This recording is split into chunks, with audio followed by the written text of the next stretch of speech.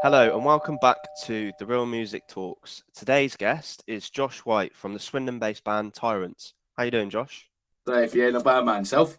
Yeah, not too bad, not too bad at all. So for people that have never heard of you before, how would you sort of describe yourself and your involvement in music? Well, for myself, I'm, as you just said, I'm the vocalist in a band called Tyrant. We play a mixture of like hardcore metal. Not really sure what you put out.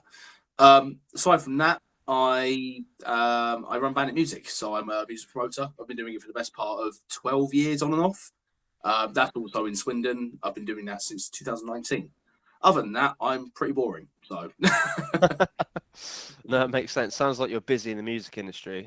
Where did yeah, it sort of start then? Like how did you first get into music? Maybe, your first memory of hearing music or the first instrument that you picked up?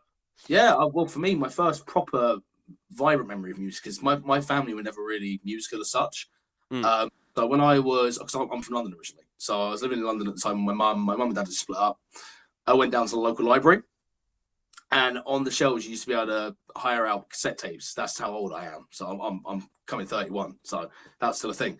I found Linkin Park's Reanimation, which was the remix version of Hybrid Theory, on one of the shelves. I played it so much that my mum had to pay for a replacement at the library. I ended up breaking the tape.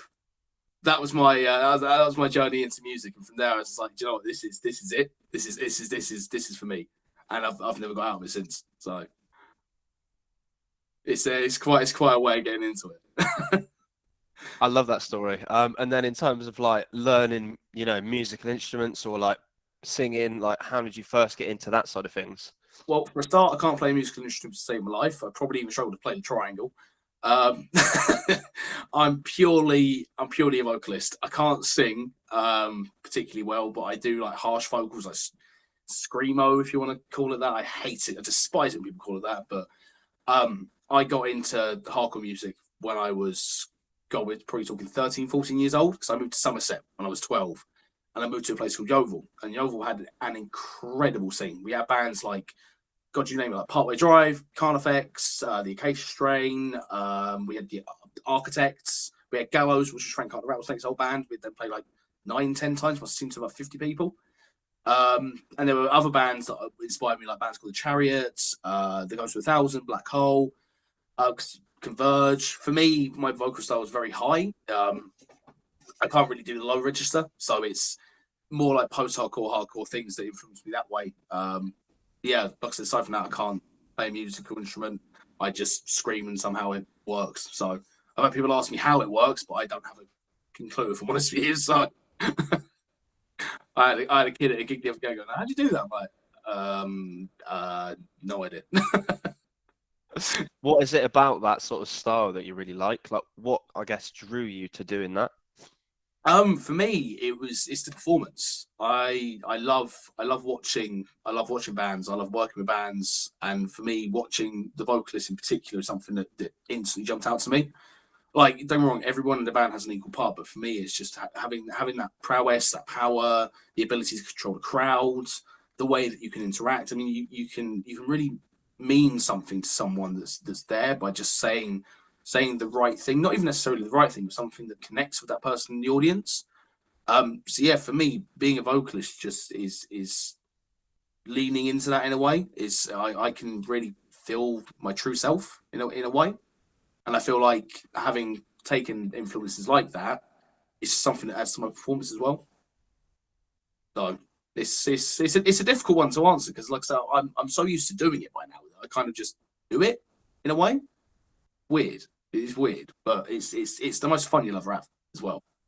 I absolutely love it, and I can't imagine doing anything else. So I spent the best part of 8 years trying to find another band after my first band broke up, which is now obviously my band being Tyrants. So the big step for me to actually get to where I am. Makes sense. I completely can relate. There's nothing worse than going to see a band and the whole band just stand there, and then it's like, this is the next song, and that's Yeah, all of the interaction that you get all yeah, the way through. And it doesn't leave such an impression on you. And if I think of some of the gigs I've been to that I really remember, I remember seeing Let Live at the Fleece, for example, and oh, the bang. front man is absolutely crazy, right? So Yeah. you don't forget stuff like that at all. No, of course you don't. Of course you don't.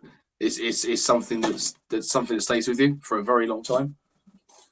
Yeah. So I mean, for that kind of aspect of the performance, it's a lasting impact. It's a reminder of how powerful music can be for me, especially with bands like you've just mentioned that Live, who are one of my favourite bands of all time. I mean, you've got 333, who's gone on to form afterwards with the bassist from the Chariot, who's instantly one of my favourite bands. So it's bands like that that kind of fuel what we do as a band as well. In a way, we take from them the energy that they commit to, and hopefully people will see that in our performance, which is something that I always get particularly worried about. But you know, you gotta just let the audience decide if they like you or not.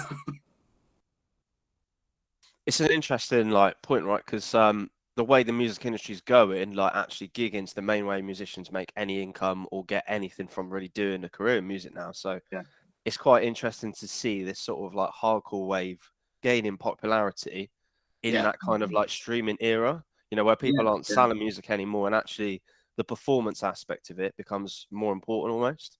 It absolutely does. I mean, the thing with hardcore is that it's never really gone away, but for me, it's in sort of a renaissance period at the moment, especially with streaming, with online interaction. We started as Tyrants just before the pandemic actually hit. We started 2 months before. So we couldn't actually play a gig until this August, which was a difficult period to go through. But I feel like we kind of learned more as a band in a way. And to the point of it being, having a comeback in hardcore, kind of finding that niche, it's cool. But as you say, the performance aspect of it is so much more important than people actually do give it credit for, especially in the hardcore metal scene. If you're a boring band, as you say, that stands around and does nothing, you're going to get forgotten so easily. So with us, with Tyrants, we try to bring our A game every single night.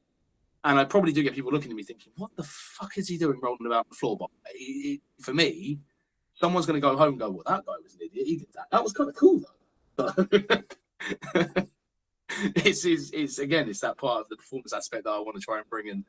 I want to kind of bring back that old school mentality of hardcore, because hardcore was never meant to be about being all, big and prim and proper and having all of this pizzazz to it. Hardcore is meant to be down and dirty and DIY, and that's what I love about it. And that's what I love, that in this new renaissance of hardcore, you are still getting that element coming through. There's other bands that we played with, like Harriet, like Gassed Up, Sleep Inertia, the boys in Fangs who have Chaos Sequence. There's a load of bands I could, Benevolence, I could reel off loads. It's inspiring to see what's happening with the scene at the minute. So very happy. In terms of actually creating and producing the music, how do you find that? Because I think a lot of music these days is probably overly polished. I mean, I've always liked, really raw sort of 90s to 2000s is kind of for me, my favorite kind of sound. Beyond that, it got too polished in my opinion. I don't know what your thoughts are. I to a degree, I have to 100% agree with you. With our style of doing things, our guitarist Kane, he's the mastermind behind it all. He records all of our material. He mixes it, masters it. He's a genius. I've never seen a guy do it like that. But for us, we have an element of it being polished as such, but we still want to keep that raw element that is true hardcore, that is true metal, because there's a lot of, I don't know what the word is. It's almost like there's certain elements of the scene that's trying too hard to go mainstream, if you understand what I mean. So they are trying to polish it too much, and it just sounds overly produced, almost X Factory, but it's got someone screaming on top of it. For me, I agree with you. That's not what it's meant to be. You're meant to have that edge to it. It's meant to be, extreme content as it were. So it's not music that you're now to listen to, So yeah, keep it raw, keep it exciting. Let's revisit what you were saying about the lockdown. That must have been quite challenging forming around that time. What sort of hurdles did you face, and what challenges did you have to sort of overcome with that? Well, as I was saying, we started in January 2020, and then Boris decided to lock down the country in March 2020. So we had 2 band practices. I'd met Ben, our drummer. He was in a band called Paul, so I've known him for a few years. my guy Toby, he was in a band called Getters before, so we kind of pinched him. Sorry, not sorry. And then I'd met our guitarist Kane once at a nightclub thing that I'd put on at Level 3 in Swindon. And the only time I met him was when he was pissed, and I had to kick him out. So that was kind of interesting. Turning it, literally, I had to turn up to practice. I was like, "Oh, you're that guy! Hey, nice to meet you." So yeah. Anyway, to cut a long story short, it gets to March. We've done about 2-3 band practices, and we're all sat on a Skype call going, "Well, what do we do now? Like, how do we kind of reposition and figure out how we can move things forward and keep relevant?" That was the most concerning thing. How do we keep relevant when everything's shutting down? Because our whole arc had been based on, we were going to play Big Fest at the Vic. It's the yearly thing that happens. Would have been a really nice first show to start on. Obviously, that had to get cancelled. So for us, we had a conversation like, well, we can try and record what we can when we're legally allowed to. We'll meet up when we can, again, we're legally allowed to. And overcoming the hurdles, we literally met when we could, we recorded when we could. We managed to do 2 music videos as well. Again, all under restrictions, all social distanced. You can see it in the 2 videos that we've done. They're very different to what you'd expect of a normal music video, so to speak. So yeah, in a way, it sounds odd, but the lockdown in certain respects for us actually kind of helped, because we didn't rush things. Whereas I think we all feel now that if we'd have gone from January to April, tried to rush 6-7 songs for a set, we would have screwed it up. Whereas we had, yeah, it was too long, but we had 18 months to kind of hone our craft. And we could really focus on a campaign. Like, we had one single come out campaign, another single come out campaign. We had endorsements come around, we could put a campaign around that. We had management come around, we could put a campaign around that. It was more about steadying that growth and learning how to have that longevity. Because I know a lot of bands didn't come out the other side of lockdown. So for us, it was an achievement to even be able to do that. So even if we hadn't played a show, to still be together in August 2021 was a goddamn accomplishment for us. So, and I'm very proud of that. Yeah, makes sense. I mean, I can relate. I mean, my last band did split up before lockdown, sort of thing. Yeah. So it happened to a lot of people. But it's interesting how you're able to sort of like actually plan everything out, because often when you join a new band, it's a case of you keep getting in a room, making some songs, making some music, but you're not thinking about your brand, your image, what your release plan is going to look like, etc. So actually, it gave you guys a little bit of an advantage there, it sounds like. Absolutely. I mean, absolutely, it gave us an advantage, especially when it came to, as you just said, the brand. A lot of musicians don't like to hear it, and this is something that I deal with as well, not just in Tyrants, but with band and music as well. Your image and the way you present yourself is so fucking important. And if you don't get that right, you can have the best live show in the world, but if you come out looking like 4 or 5 different people, you know, and not having that persona, so it were, you're gonna flop. In a certain respect, you can be shit hot, but if you don't look the part, people hate it. If you don't look the part, sound the part, play the part, meh, not gonna work. So for us, having that 18 months, we were like, well, you know what, we've got the sound down, we've got the tracks down.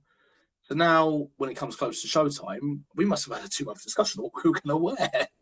It was more of a, and we just came to the conclusion in the end. It's like, can we all just wear black? Yeah, cool. Always. So it's just black band t-shirts, black skinnies, and black shoes. It's the easiest thing. But it's still, I mean, I think if we hadn't have done that, we probably would have come out looking different. You know, I enjoyed the process. It was fun, and it's something that bands again should learn. It should learn that it can be fun. It doesn't have to be a chore. It doesn't have to be, you know, it doesn't have to be a business. You know, you can still have that business aspect, but you can have fun with it. No issue with that whatsoever. Completely agree. And I think a lot of bands do see it as a chore, you know, like everyone that plays music loves playing music, and that's the fun bit. But some musicians are just like, I don't care about the other stuff. I don't want to learn it. Like, it's just boring. Do you know, I just do it because I have to do it.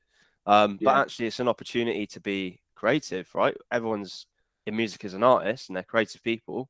You know, you can use that creativity for good in a business sense as well.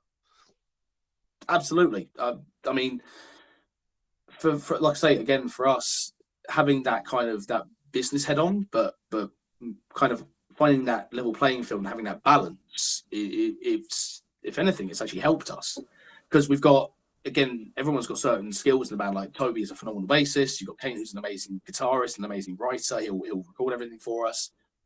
Ben, again, phenomenal drummer. You've got me that just writes lyrics and shouts at people's faces. But but I mean, aside from that, for me, again, bringing band and music into it, because I manage the band as well. So having that part of it as well, I enjoy that. So I can have that kind of that fun aspect of running it as a business, but not as a business, because it's a business where I get to go and party. So it's cool, you know. And I think if a lot more bands looked at it as you know, not stressing out and just enjoying what you're doing, rather than going, oh, do you know, we've got to do this because we've got a gig, we've got to write a song, we've got to do this. One thing that I would say is it doesn't matter if you've got one song or 20 songs. If you're given half an hour and you've only got a 20-minute set, it doesn't matter. Play 20 minutes, but make that 20 minutes count. Like our set is 25 minutes. We have got another song on the go, but it's not ready yet. And we're not going to put it out until it's done. And I think if bands would stop pushing out so much content so quickly, you'd have so much better quality, you know, and and not even that, it's just the enjoyment. You've got to enjoy what you're doing. It's as simple as that. Just enjoy it. Have some fun. You know, you're in a room with 60 people who otherwise wouldn't be there. Just get lost in the moment, you know? Cool. Yeah, I think that's so important, to be honest. You know, like you could easily just go and tour, play loads of shows and completely not even remember half of it, and because you're just constantly thinking about the next thing or thinking about something else. But totally agree with that. So let's talk about your promotions company and what you do on that side of things. You know, how did you first get into that? What has your experiences been with doing that over time? Cool. So for me, band and music isn't my first venture. I first started out when I was 17, turning 18. I was living in Somerset at the time. Again, Yeovil, I briefly mentioned it. I was in a band called Distorted Dreams. We were effectively Parkway Drive's best cover band that you'd never heard of. Every song sounded exactly the same, but we had a promoter, a guy called Will Middleton, from a company called Tune Up Promotions, approach us. We did a few shows under their banner, and me and Will got to know each other. And it got to a point one day, me and him were in the pub having a drink, back when I used to drink. And we were like, he says to me, do you want to have a go and put a show on? I'm like, well, yeah, I guess. I don't see why not. He's like, I thought, what was the harm? Give it a go. So I put on my first show. The harm of it was that only 3 people turned up. You know, first show in at the deep end, didn't know what I was doing. So yeah, that happened. Tune Up lasted for probably another year or 2 years, give or take. We had some really good shows. That then amalgamated into Are You Serious Bro or AYSB promotions. Then I met my former wife. So promoting stopped probably for about 5-6 years, but I'd always have a hand in it anyway. I'd still be helping out bands and, you know, giving advice, touring people if I got asked to go out, kind of thing. Just as more of an on the side rather than a job, because bandit still isn't a job, but it's fun, you know. So I'll keep going back to fun because it's what I try to do. So and then bandit started in 2019. I met my current partner, my other half, Kaylee. I was on a business trip in Swindon, and lo and behold, I go on Tinder, meet her. And then she has the bright idea about 3 months into our relationship, going, "Well, you used to do shows, so why don't you do it again?" And I always wanted to get back into it. I just never had the gusto to do it. But when I met her, she was like, "Yeah, fucking go on. Why not? What's the worst that can happen?" And I've been doing it ever since. And I don't think I have any plans to stop anytime soon. So working in the Swindon scene is incredible. I don't care what anyone says about this town. It is phenomenal. It really is. You get a lot of flack for it being a B town and having cover bands and that. But if you actually crack the scene and look at what we're doing and other promotion companies are doing, it's brilliant. So you can't fault it. You know, just because we're not Bristol doesn't mean we're big. So. No, it's interesting, like from my side, because I've just moved from Bristol to Swindon. I was actually born in Swindon, and then I lived in Bristol for what, God, 7-8 years, something like that. So quite a long time. And I just moved back here mainly because properties are now a lot cheaper. But it's interesting coming back in and analysing the scene now compared to what it was when I was 18, right? Yeah, yeah. It's very different actually. It's a But different beast, also, right? yeah, but there's also opportunities. I feel like there's a lot of opportunities that aren't being making use of as well. And there's clearly a lot of bands here and clearly an appetite for live music, but it's definitely not at its full potential.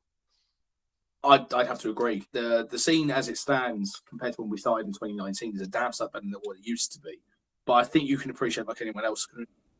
Back when we were 17, 18, back in what I always harken back to the golden days, you could go to a show that was made on a minute's notice, just like that, and you'd have 200 people there.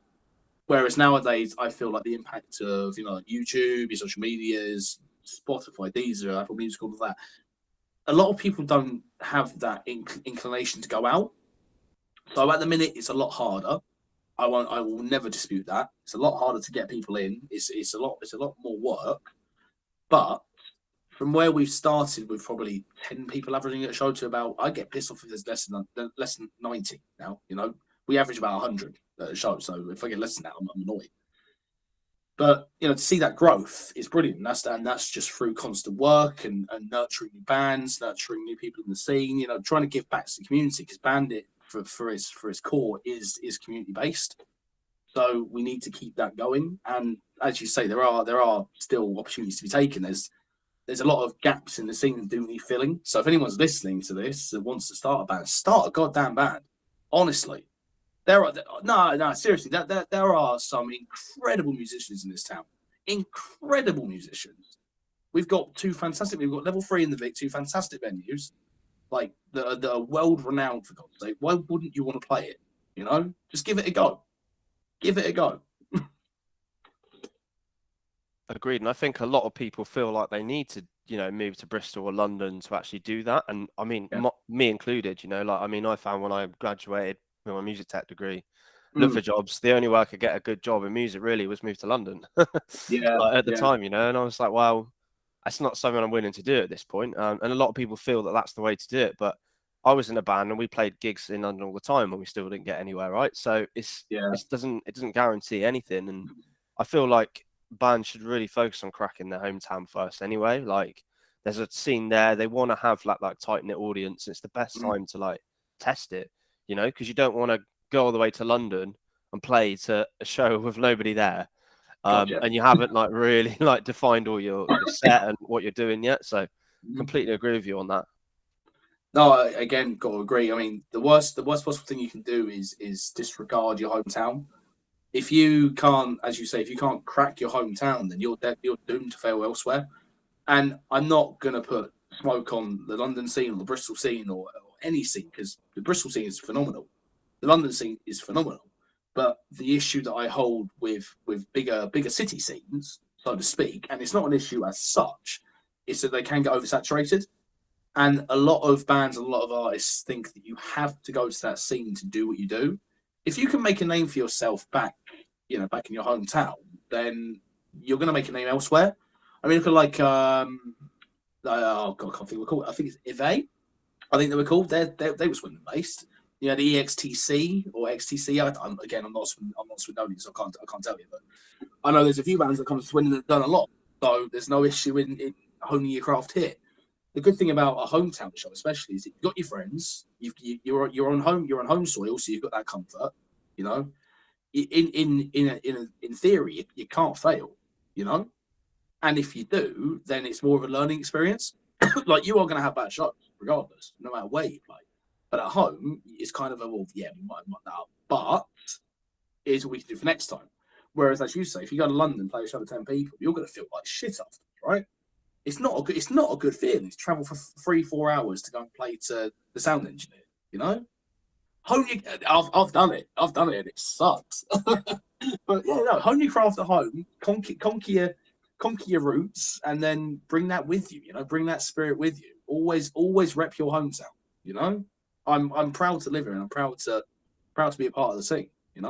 So yeah, be proud of where you're from. It's easy as that. That sounds like a soundbite, doesn't it? That's the sort of one I want to take a clip out of. Yeah, of course not. So I'm going to test you now, based on your experience and everything, what do you see as the future of the music industry looking like? Where do you think How do you think things will get better? You know, where do you think things will go from where we are now? The way that I see the music scene going at the minute, after COVID finally kind of, goes away, so to speak, or becomes, more livable as it hopefully is at the minute. Live music's still going to be a thing, but again, I feel like online streaming is going to continue to grow and it's going to continue to evolve. And I don't necessarily know if that's a good thing, especially with things like Spotify and with Apple Music. The way that they pay artists is so criminally low that is something this industry needs to change. And I've got hope that it will, but if it doesn't, then I genuinely do see a future where you're going to have limited shows to a degree because artists aren't really going to be able to go out and afford to do things. I mean, even the way things are in a minute, I think punters as such need a greater understanding of how shows work. So I feel like for me, the way that the scene needs to go is that we need to have a better connection with our fan base, with our with our customers, so to be able to get them involved. Because otherwise, I can see people drifting further apart, and that's not a good thing. Because you've already got it at small town shows. Just as an example, I get people moaning at me that they got to pay £5 on the door. That's paying for the sound engineer, for the venue, for the bands, but a lot of people don't get that, and that's not their fault. People, unless you're in the scene, no one really gets it. But yeah, no, I don't know. I don't see things going any. I don't know. I don't see things going any worse, but I just hope they can get better. It's got to, surely. Surely we've got to come together more after what's happened, right? That's the hope. You'd hope so. You think that there'd be more of an appetite for it. Yeah. But no, totally get what you're saying. I was going to put on our first gig for Real Music in Bristol, right? And when you look at all the cost of the venue, like paying the bands, doors and everything, it's a tough gig. There's no doubt about it. No, it is. It's phenomenally difficult. People don't, just to branch out a little bit, people don't, it's not that they don't appreciate it, they just don't understand it, like I was saying. And it's a difficult one because you can be as open as you can be, and you can invite people into the way that you do things. But I think there's got to be that degree of separation on a professional basis, because you don't need someone knowing your exact workings, But at the same time, your money, on a base level, whatever you're paying, that goes directly towards the show, towards the bands, So just come out and support. Don't moan about it. Just enjoy the moment. I love going to new venues and new gigs and meeting new people, and I don't care if it costs me £20 or £5. I'm still gonna go. I'm still gonna have fun. Like I was stoked for your show, but unfortunately that all got set back. But hopefully one day that'll come forward. So you know where your boys are if you want us. So no, for sure. No, it'll be happening in the new year. good So man. yeah, we've chatted like quite a bit now. We're nearly out of time, so it'd be good if you could sort of describe maybe like what's your plans for the future from here, Cool. and then also anything else you'd like to leave the audience with as we close out. Cool. So yeah, plans for the future really are to, first of all, keep expanding Banning Music. We had a very successful 2021, obviously, of what we could actually do. Turned out to be our most successful year yet. So I just want to say thank you to everyone who's come out, all the bands, the challenges, the venues. We literally cannot do it without you. I want to give if you don't mind, a big shout out to Darren and Violet at the Vicar Level 3, because without them, we wouldn't exist as Banning Music, and there wouldn't be a scene in Swindon. So shout out to you.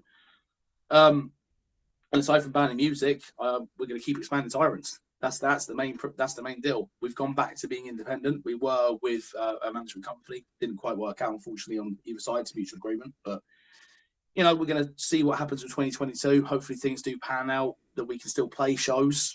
We have taken the decision to cancel some in January, just because by the looks of it, we're going to be shut down for a month. But that is what it is. But yeah, once things are allowed, if they are allowed, then we're just going to hit it hard. So we're booked up until August, September at the minute. So if anyone wants us, tyrantsbandukht@gmail.com, give us a shout. Or but other than that, like I said, just keep supporting the scene, keep supporting your local promoters, your local industry. We've all got to come together after all of this shit. It's as simple as that. I'm fed up of seeing so much infighting and so much elitism, and you know, I'm better than you. No one is better than anyone else, no matter your creed, whatever. We're all in the same boat. So get in the boat, get an oar, paddle. You know, big each other up, because this scene is sick. Don't care if you play hardcore, pop punk, acoustic, or whatever. I love you all. So come to a fucking show, man. Just come to a show. Yeah, that's what I got. Thank you for having me. Amazing. Appreciate it, Josh. It's been really great chatting today. Thanks for your time. Bless up, man. Thank you very much. Thanks for watching, everyone. Take care.